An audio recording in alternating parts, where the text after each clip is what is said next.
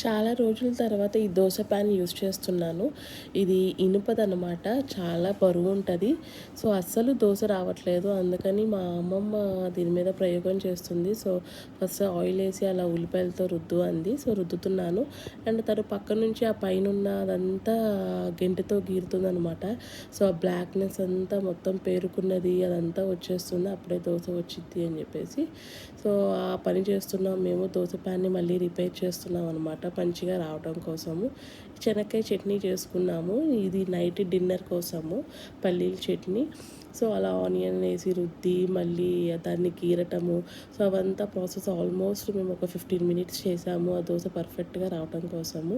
And దీని మీద మొత్తం ఒక పర్ఫెక్ట్ అయిన తర్వాత ఇక కొంచెం వాటర్ పోసేసి దాన్ని నీట్‌గా మళ్ళీ చేసి క్లాత్ పెట్టి రబ్ చేసేసాము. తర్వాత దోస వేసుకుంటే సూపర్‌గా వచ్చినాయి అనమాట దోసలు మంచిగా.